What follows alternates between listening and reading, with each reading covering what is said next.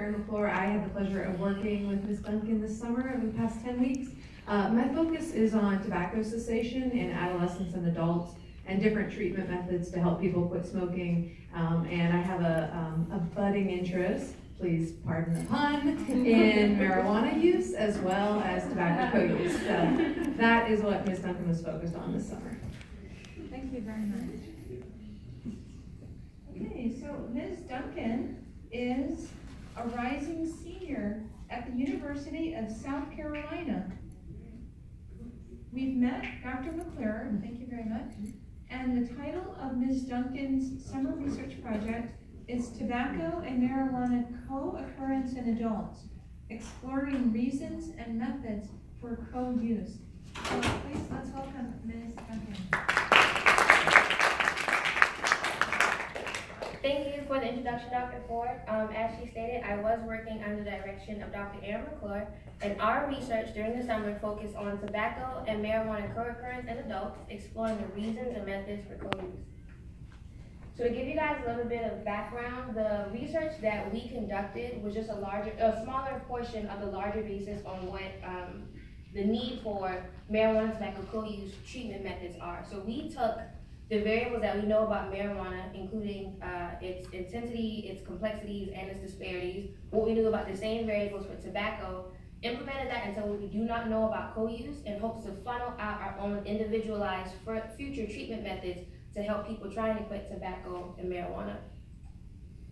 So a little bit of background on both the substances. Tobacco, the common addictive ingredients include nicotine, acetaldehyde, and tar. These products are commonly used or commonly seen in cigarettes, cigarillos, and dip. And if you use any tobacco products, you increase your chances of developing gum disease, lung cancer, emphysema, and COPD.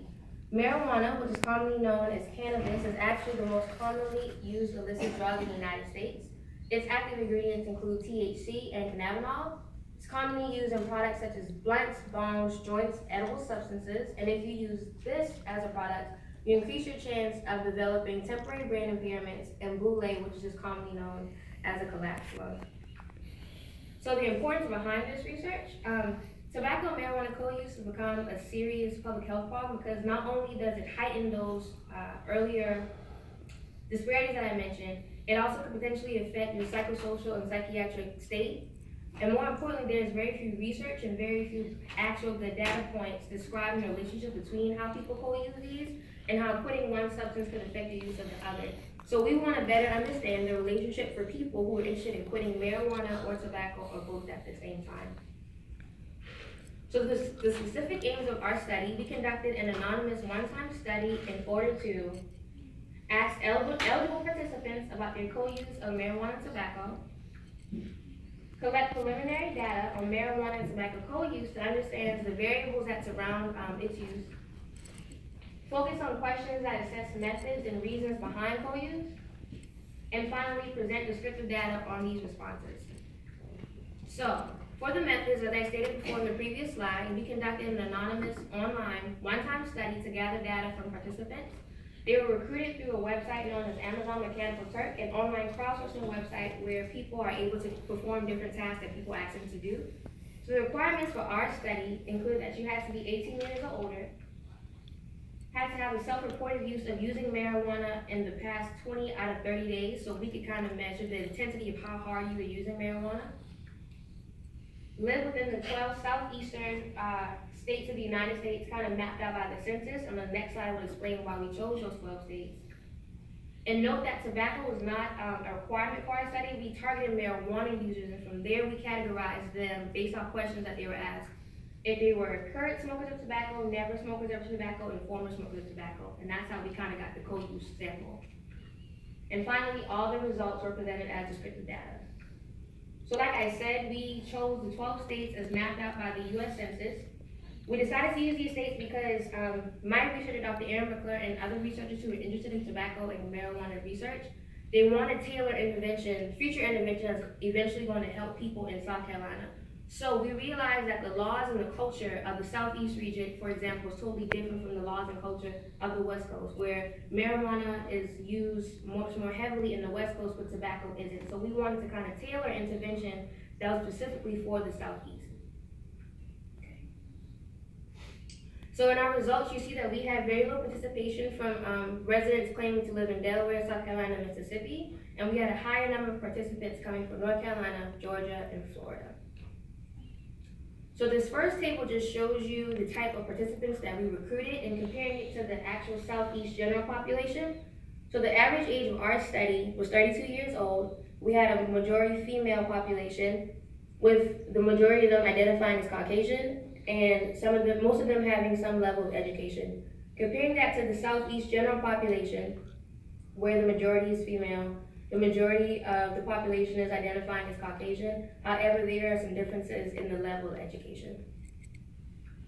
The second table is a co-use demographic table, and it shows the 108 participants that we were able to get in terms of marijuana users, and from there, the current marijuana tobacco co-users, which equals N equals 51. So the primary method of use, the preferred method overall was smoking marijuana, with 88% of participants preferring that. The next included vaporizing it and dabbing it. The average age of initial use for marijuana was 16 years old. The average age of regular use was 20 years old, and marijuana is on average used 4 more times per week. So for those who smoke tobacco, and the question was tailored for those who smoke cigarettes, so the average age of initial use in cigarette smoking is 16 years old. The average age of regular use on a daily basis is 18 years old. The average number of cigarettes smoked per day is around 11. So these next set of questions kind of get into the methods of how people are using tobacco and marijuana together. So the question asks, my tobacco use increases when I am high or smoking marijuana? So ignoring the never section, you can see the majority of the participants say that their tobacco use does indeed increase when they are smoking or are high from marijuana. I smoke a cigarette right after using marijuana, using that cigarette as a chaser, and again we see the majority of our participants saying they do indeed smoke a cigarette as a chaser after being high or using marijuana. The next set of questions got into the why in terms of the why are people using marijuana and tobacco together. So this question asks, tobacco use improves my high from marijuana? And the study the results started to take a shift where we see more people disagreeing with this statement than they are agreeing with it. Tobacco makes me feel more alert when I am high. Again, we have a larger majority of people saying that they disagree with this statement in terms of tobacco not making them feel more alert after being high from marijuana. And finally, I like to use marijuana and tobacco for different reasons. About 60% of our population said that they do indeed like using these two substances for different reasons. So our discussion. So the majority of our participants, as I stated, were young, Caucasian, or had some level of education. This may or may not be an accurate depiction of the entire Southeast region of our United States. And overall, the responses that we got were equally distributed, meaning that people are using marijuana very differently than how researchers thought they would be or how we thought they would be in our study. Which further emphasizes the need for maybe, in terms of future methods, individualized intervention would be best. An example of that would be, out of the 12 states that we sampled, Florida was the only one who had marijuana laws that kind of broadly legalized the use of medicinal marijuana, where in the other 11 states, medical marijuana and recreational marijuana was prohibited. So this shows us that if future studies were to be done and intervention methods were to be implemented, instead of maybe doing it at a sub-region level, it could even get more specific as a state-by-state basis. So some of the limitations with our study: the data was self-reported for one, which could raise suspicion to the credibility and the honesty of the participants that we sampled. People may have figured out the eligibility requirements and taken the survey multiple times. To limit this from happening, we're constantly looking on different forums to kind of make sure people, if they were talking about our survey, they weren't talking about it in a bad way in terms of what the requirements were or how to take the survey, more so just kind of giving us more publicity for people to take the survey in a good way. And finally, the sample may not be generalizable enough to represent all the variables that pertain to co-use or the entire Southeast region of the United States. So going forward with the study, the data could be better used to understand the relationship between marijuana and tobacco co-use. Based on the low ages that I mentioned for initial and regular co-use of marijuana and tobacco, researchers may want to develop interventions that focus on cessation methods targeted towards younger age users to offset addiction. That's getting back into that individualized intervention that I mentioned earlier. More variables definitely need to be researched. And despite this being preliminary data, this is allowing researchers to develop new questions and more questions that kind of help identify the other types of variables involving co-use and how treatment methods could be tailored more specifically towards the Southeast region. So in conclusion, the preliminary data for marijuana and tobacco co-users found that there are multiple variations in the way that these substances are being used together and in motives for using both substances together. The results further emphasize why there is a necessity for further data expansion and hopes to develop a future treatment for marijuana and tobacco cessation. So these are some of my references, and these are some of the people and the grants I would like to thank for having me for the summertime. Thank you.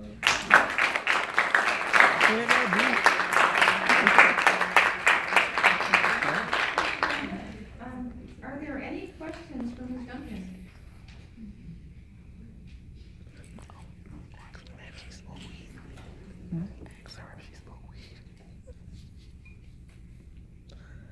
So I kind of imagine that perhaps since marijuana is an illicit drug, it's kind of hard to recruit people for this study. Mm-hmm. How do you think you could recruit more people to make this study more generalizable to the entire population? Okay, so what we did was we actually kind of baited people to take the study. We offered them money at the end. So you had a chance to earn $1, which doesn't seem like a lot, but it's a free dollar if you answer the questions. And depending on the skip logic and the bonus questions, we actually were able to get a bonus. So I feel as though if you entice people with certain rewards like money or things like that, you'll be more willing. And because the study was anonymous, we don't know who you are. You could have lied about your gender, you could have lied about your age. We'll never know that. So I feel as though people are more willing to answer if you don't know who they are. Thank you. How do you know that people aren't going to lie about doing marijuana in general? We don't. It kind of gave an idea of what people are generally using, and based off some of the comments that we received towards the end of the study, based on some of the things that people were saying, we could tell they were very honest in their opinions. Like, we had one lady, she was 51, and she said that she smokes marijuana every day, and it does not impede or hurt her family life. So we know that based off those comments, people are actually being honest about what they're saying, because for some reason, people may want the same legalization laws that are in the West Coast to transfer over to the East Coast, so they wouldn't lie about those answers. My question is, do you think that your results will be different if you kind of target people in like a reverse way, where you looked at tobacco users versus marijuana users and see if they, if their usage of marijuana was a correlation, since tobacco is legal and more people probably, you have more data on people that do smoke.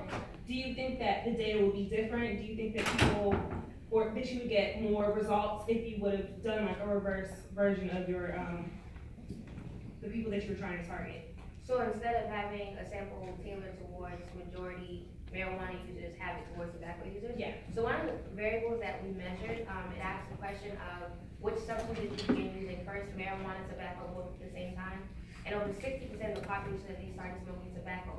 So I feel as though if we were to look at it from the reverse side, I feel as though more people would answer, we would get different answers. I think the reason why we focus more on marijuana users is because tobacco is so heavily researched and marijuana is kind of a taboo question that nobody really wants to talk about. So it kind of gave us the opportunity to kind of tap into a different group of people. But I definitely think the data would be a little bit different if we looked at tobacco.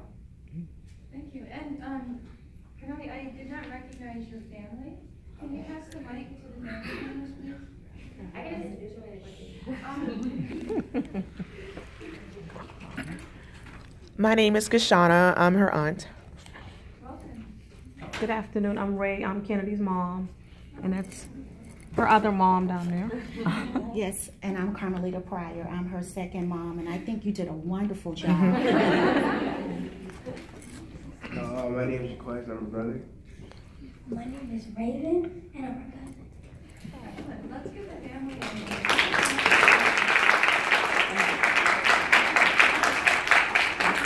Where did you travel from? Everybody's from Charleston. I traveled from work. All right. I think Dr. Luque has something. Yes, that was an interesting presentation. This is a comment just for everybody, and I see this a lot in presentations. There's some social scientists that don't really agree with the term of Caucasian to describe whites because it does replicate a racial term as a biological category, and so some people prefer the term European American or African American. Just something to note, as the students are doing presentations or writing articles and things.